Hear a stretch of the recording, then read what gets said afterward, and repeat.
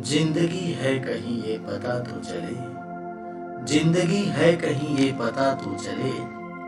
हर तरफ है carbon dioxide की घुटन, कहीं से ऑक्सीजन की हवा तो चले।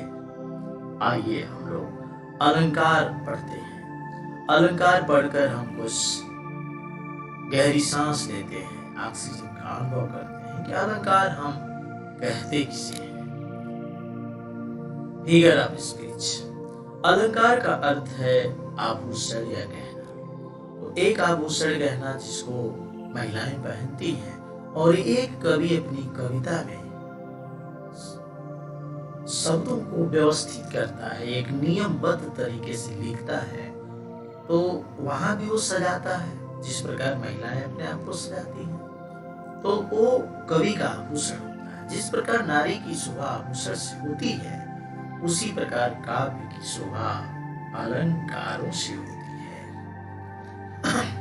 काव्य की शोभा बढ़ाने वाले तत्वों को अलंकार कहते हैं। यानी कविता में जब कवि अपनी कविता लिखता है तो उसमें एक नियम होता है कि किस अलंकार का यूज करेगा, तो कौन से नियम का पालन करेगा, तो वह अलंकार उस रूप में ढल जाएगा। अलंकार के भेद। अलंकार के निम्नलिखित दो भेद होते हैं। पहला शब्द अलंकार है और दूसरा अर्थ अलंकार है। तो जैसा जिसका जैसा नाम होता है उसका वैसा ही काम होता है। नाम है शब्द अलंकार। जब काव्य या साहित्य में शब्दों के द्वारा चमत्कार उत्पन्न होता है तो उसे हम शब्द अलंकार कहते हैं, और जिस काव्य या साहित्य में अर्थों के द्वारा चमत्कार उत्पन्न होता है उसे अर्थालंकार कहते हैं। तो आइए हम सबसे पहले जानते हैं शब्द अलंकार किसे कहते हैं। और शब्द अलंकार के तीन भेद होते हैं। पहला अनुप्रास अलंकार, और दूसरा यमक अलंकार, और तीसरा है श्लेष अलंकार। तो सबसे पहले हम जानते हैं अनुप्रास। अनुप्रास एक ऐसा अलंकार है, अनुमान होता है पीछे, यानी बार बार उसी की आवृत्ति। और तो इसमें हम अर्थ से भी नहीं लेते हैं, यह शब्द से लेंगे। शब्द से लेंगे कि शब्द में वर्ण की आवृत्ति है कि नहीं। जब काव्य में किसी वर्ण की आवृत्ति हो, अर्थात एक वर्ण एक से अधिक बार आए, तो वहां अनुप्रास अलंकार होता है। तो अनुप्रास अलंकार पकड़ना बहुत सरल है। चाहे जितना भी कठिन कोई पंक्ति आ जाए, लाइन आ जाए, अगर एक ही वर्ण की आवृत्ति दो बार या दो बार से अधिक है तो समझ जाइए वहां अनुप्रास अलंकार है। दमके में द, ददिया में द, दूती में द, दामिनी में द। वह वर्ण चाहे कोई मात्रा लगी हुई, इससे मतलब नहीं, वह वर्ण आना चाहिए। तो ये पहली पंक्ति में द की आवृत्ति है, दूसरी पंक्ति में कील के कल व की आवृत्ति दो बार है, और यहाँ दे रहा वर्ण भी आया है, वह भी आया है, लेकिन वह कैसे आ गया। यहाँ तो वो है, यहाँ वो है, तो यहाँ एक गलत कर रहा है। या तो इसे वाल करे, वाल, तब हम वो की आवृत्ति मानेंगे, नहीं मानेंगे। तो उपरोक्त उदाहरण में द, क और की आवृत्ति एक से अधिक बार है, अर्थात यहाँ पर अनुप्रास अलंकार है। वो एक वर्ण की आवृत्ति भी हो सकती है, दो से अधिक वर्ण की आवृत्ति भी हो सकती है, दो या दो से अधिक बार। राइट। यमक अलंकार।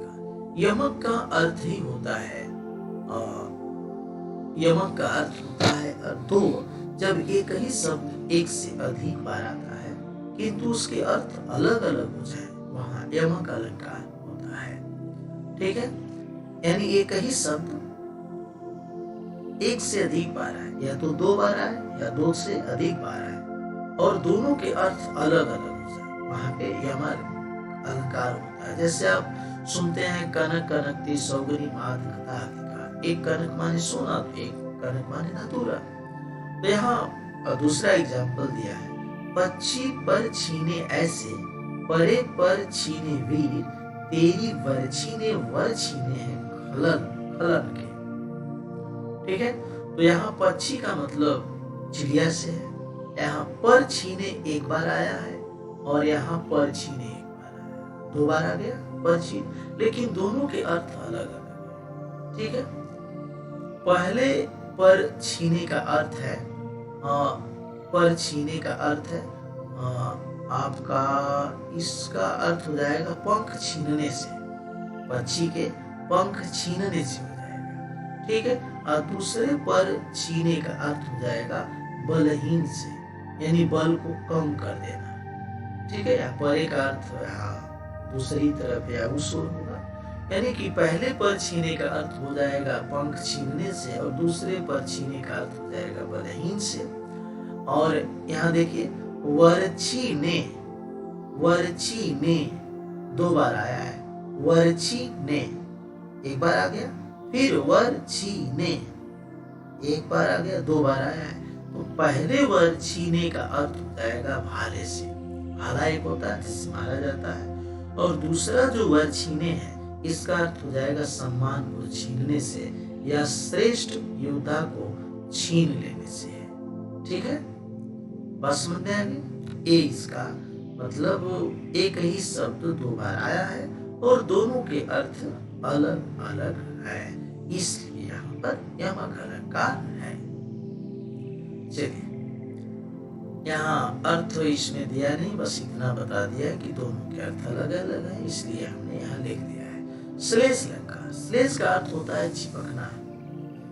जब काव्य में किसी शब्द के एक से अधिक अर्थ हो वहां श्लेष अलंकार होता है। वह शब्द एक ही बार आता है परंतु उसके अर्थ कई, ठीक है, अर्थात वह शब्द अनेकार्थी होता है, उसके एक अनेक अर्थ होते हैं, एक ही बार आता है लेकिन अर्थ कई होते हैं। चरण धरत चिंता करत चितवत चारहि हो, सुबरन को खोजत फिरत कवि व्यभिचारी चोर। चरण धरत चिंता करत चितवत चारहि, यहाँ कवि के अर्थ में सुबरन का अर्थ हो जाएगा सुंदर अक्षर से, यहाँ व्यभिचारी के अर्थ में सुबरन का अर्थ हो जाएगा सुंदर स्त्री से, यहाँ चोर के से अर्थ लिया जाए सुबरन का तो यहाँ अर्थ हो जाएगा सोना से, ठीक है। यानी जब कवि रात में जागता है, पहला चरण रखता है तो चिंता करता है, उसकी चितवत चारि, उसके हृदय में चारों ओर से चिंता रहती है किस चीज की, सुंदर अक्षर ढूंढने की, ठीक है कवि।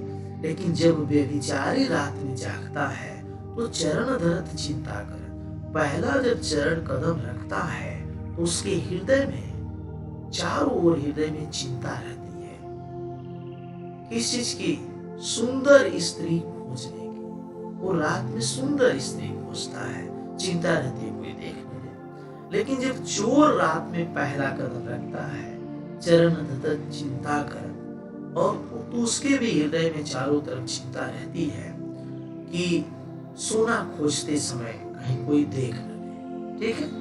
तो कवि के रूप में सुबरन का अर्थ सुंदर अक्षर से हो जाएगा, व्यभिचारी के रूप में सुबरन का अर्थ सुंदर स्त्री से हो जाएगा, और चोर के रूप में सुबरन का अर्थ सोने से हो जाएगा। इसलिए सुबरन में 3 अर्थ चिपके हुए हैं, इसलिए यहाँ पर श्लेष अलंकार है, ठीक।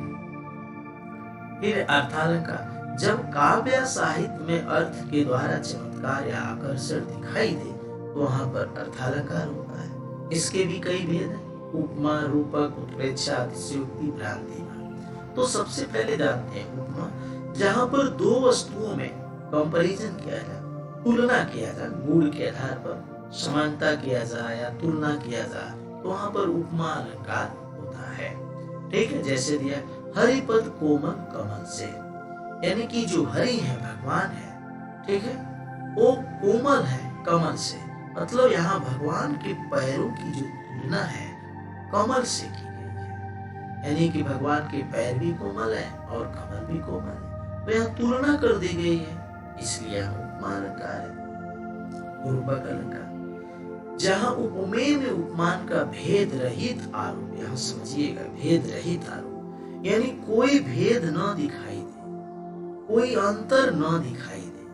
उपमेय का मतलब होता है जिसकी तुलना की जाए, और उपमान का अर्थ होता है जिससे तुलना की जाए। तो जिसकी तुलना की जाए तो प्रश्न करेंगे सर किसकी तुलना की जाए, उत्तर आ जाएगा जिससे तुलना की जाए, किससे तुलना की जाए। यहाँ देखिए उपमेय में उपमान का अर्थात उपमेय और उपमान को देखने वाला एक ही रूप मान लेता है, इसलिए उसमें कोई भेद नहीं मानता है। भाई कोई भेद नहीं है, इसलिए दोनों एक ही समान दिखाई देते हैं। जैसे चरण कमल बंदो हरिराय, भगवान के चरणों में कमल का भेद रहित आरोप है कि जो भगवान के चरण है कमल की तरह बिल्कुल कोमल है।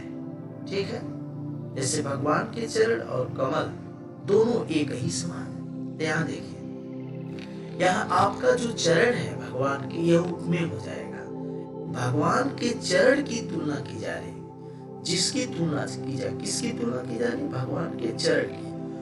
तो चरण जो हो जाएगा वह उपमेय हो जाएगा। कमल से की जा रही है, जिससे तुलना की जाए, किससे तुलना की जा रही है? कमल से। तो कमल यहाँ उपमान हो जाएगा, राइट? इसलिए उत्प्रेक्षा ने कहा, जब उपमेय में उपमान की संभावना की जाए। देखिए, संभावना और आरोप लगाना दोनों में अंतर है। आरोप का मतलब मान लेता है व्यक्ति, हालांकि सच्चाई नहीं होती, लेकिन उत्प्रेक्षा में कल्पना करता है, संभावना करता है। जैसे मानो आज बारिश होगी, शायद आज बारिश हो, और इसको पकड़ने का सरल तरीका है, इसमें एक शब्द आता है जनु या जानू आएगा, मनु या मानू आएगा, जानू आएगा, मानू आएगा, ऐसे वाचक शब्द आते हैं। ठीक है, तो बस इतना याद रहे, अगर किसी पंक्ति में ये शब्द आए हैं तो समझिए वहां उत्प्रेक्षा अलंकार है। जैसे दिए, सोहत ओढ़े पितपट श्याम सरोने गात, मनु, मनु आ गया, मनु आए या मानू आए,